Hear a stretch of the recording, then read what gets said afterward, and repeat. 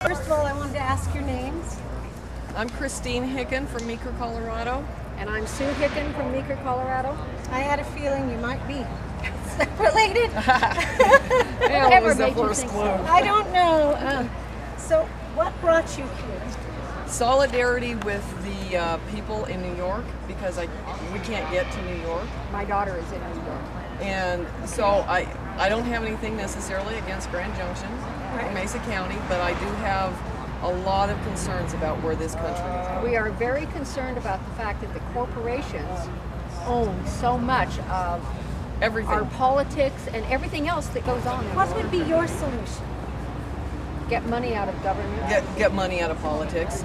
Get money out of politics would be I think, a big step. Be it donations or getting back to the fact of when you donate to a political candidate or party, it is transparent.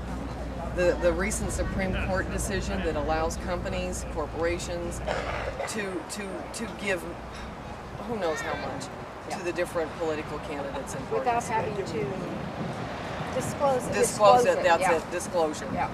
Disclosure. And corporations are not the people. You know, and I think that would be a good beginning. So how could we, as us, affect that change, do you think? This is a good beginning.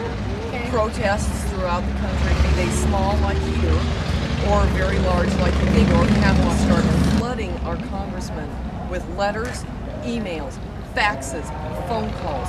Let them know.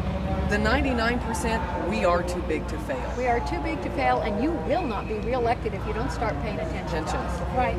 Isn't there some way that we could actually affect law as the majority, if we were to get a majority? To the New York Islands, from the Redwood Forest, Stream waters, this land was made for you and me. As I was walking that ribbon of highway, I saw above me that endless skyway. I saw below me the golden valleys. This land was made for you and me. Anyway, yes, back to your What was your question? Sorry, I just break into but song. that was perfect. I like people who break into song. I'm a musician. I drive my husband crazy. I'm wondering, can we as voters actually petition for change, or? Well, again, I think it's really keeping in contact with our congressmen. I mean, obviously, many of us voted for change in 2008. And we didn't get it. That didn't happen.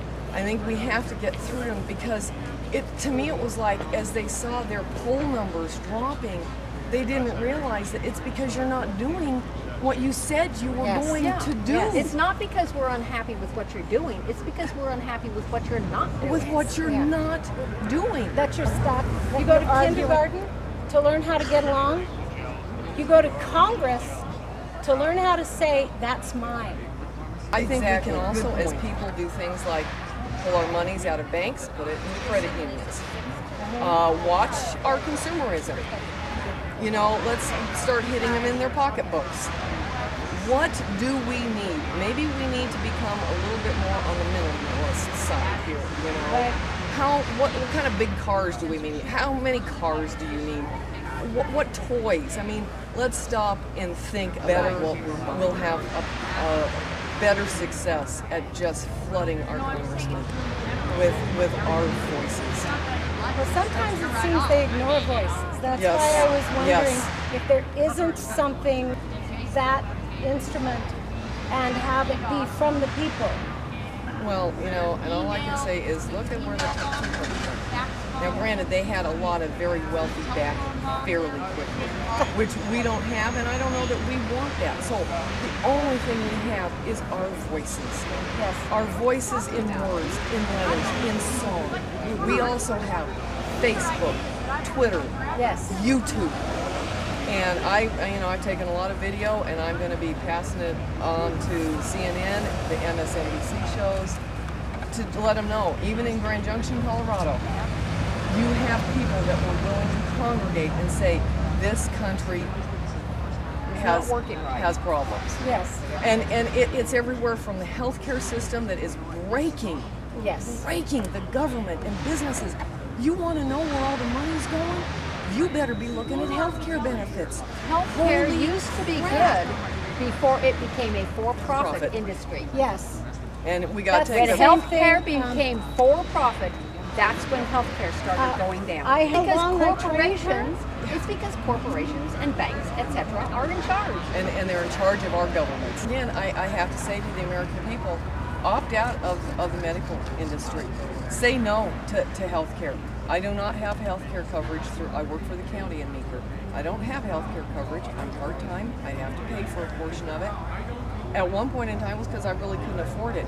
Now it's like, I do not want now 1 penny of any part of my money going to a health insurance company. They don't care. They're in it for profit.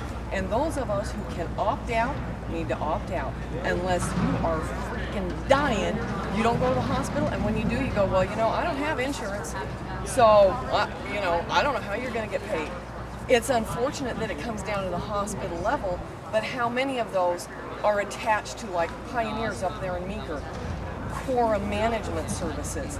And it's Quorum that decides how much the CEO is paid, the CFO is paid, that even though it is a taxpayer funded hospital, to try and get that information out of them is like pulling teeth. I have heard rumors that the CEO and CFO up there make close to $300,000 in Meeker, Colorado. In Meeker. That's insane. It's insane. Insane. Exactly. The doctors aren't making the decisions. It's the corporation. It's the corporation. Well, and they're deciding how long a person can stay in the hospital. People, I took care of a person. They were going to street him. I mean, he had sinus surgery, and they sent him home that night, and he was not ready to go. He was groggy. He should have been in the hospital, but they only paid for the day surgery. There was no. Well, and one of the things through the whole healthcare debate that I kept hearing, the Tea Party going, they're going to take away our choice. And I'm sitting here thinking, well, gee, even if I had health insurance through the county, I would have no choice. I have to go with the health insurance that they've chosen. Where's my choice? Right. I want my choice. You give me my money in my pocket so I can go to chiropractors, acupuncturists, right, buy good vitamins, right, because I believe a lot in preventive care. Right. Well, and that's they're just now starting to cover some preventive care. Yeah. And then you've got another issue entirely, which got me all upset. The women's health care issue. Where they're trying. I just put that on the sign over there. Women's health care issues. Yeah. Don't you be telling us what we can and cannot do with our bodies. Because of your own moral, religious leanings. Don't you. I know it. Don't you do that. We've been through it. You and yes, we've been through it. We've seen the women.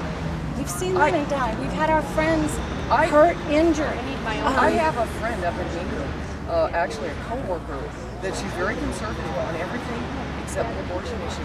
She had a cousin who died in the 60s from a coat hanger abortion.